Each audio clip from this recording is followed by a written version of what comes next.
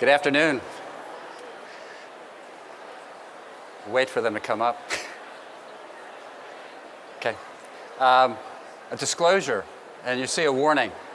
Focus on the slides, and my monologue will sort of be secondary to it.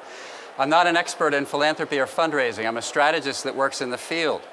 And I'm a donor. So while this morning's session from Dan Pallotta was great, the missing question was, what's charity? And specifically, what's charity in the senior living field? This is what we tend to focus on, which is the group of people that are closest to us. They kind of get it. But if we can expand it, and that's a pretty easy way to expand, if we can expand it, then we can start to have a conversation about winning. And if we can break into the local community, and then the broader community at large, we really have an opportunity. But it comes to the fundamental question of what's charitable about what we do. And then we can talk about how we communicate that charity to others who may care about us. But for most organizations, not all, for most organizations, we never get to those outside bands. And a real important question is why? And it's this. We do a lot of interviews on strategic planning assignments with board members, and I hear this more often than you might realize, which is, I know I'm supposed to be giving, and I do, but I can't figure out why I should. And it's not that they don't understand the organization, they don't understand the charity that's provided.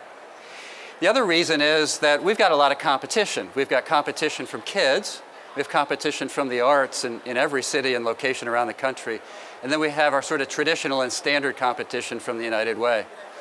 These are 75 license plates. I come from Florida, and when I go to the Bureau of Motor Vehicles to sign up for the next year, I get a choice of 75 special plates if I want to give extra money. Not a single one of them has anything to do with aging services, but all of them relate to nonprofit charitable organizations. A reason? Aging ain't sexy, at least in terms of philosophy, at least in terms of philanthropy. And yet I think that's become our crutch rather than a reality. I think we've perhaps done a poor job of communicating, and I'll challenge you to ask this question: are there times that maybe we're actually not charitable as the public expects? Now, I want to build on that a little bit, but there's a test that we can apply to ourselves, and it's an important one. Can we answer these questions? Yes, of course we meet the legal definition. Do we meet the classic definitions of relieving the government of a burden? Maybe, maybe not, depending upon what we do and who we are. Is what we do marketable from a philanthropic perspective, and should anyone care? If we can answer those yes, we're in great shape.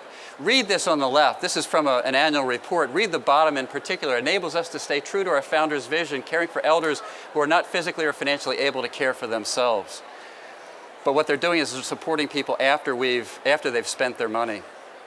We talk about Medicaid shortfalls in our literature about fundraising. That may seem like benevolence to us, but to the public, they're not caring about that. And the reality is that the for-profits provide more Medicaid services than we do. And theoretically, they're more benevolent. The other way is we communicate very poorly and we strategize very poorly. What I've done here is I've turned it upside down. We should have a program that supports people who can't move to our community without support. And we said, let's raise money for that so we amass enough dollars. And what I've suggested is, what if we gave away the scholarships first? Wouldn't we raise more dollars by doing that? Two things that are important: altruism, which is what we tend to look for in our field, which is the donor who cares. But if the government's providing it, they'll move on. What we really need to be looking for is the warm fuzzies, the thing that we get that makes us feel good about what we've done. Research shows that if we talk about the millions of people who need help, we get very little. If we talk about one person, we get a lot. And if we mix the message, we've erased the advantage of the second. So let's translate this to senior living and long-term care. It's invariably something I'll see in a donor's report. We spent $1 million on benevolence last year. We should care about that, but that's what the government does. How about if we change someone's life?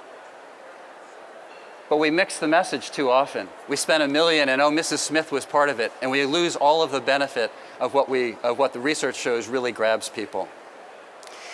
We're also wed to the 20th century.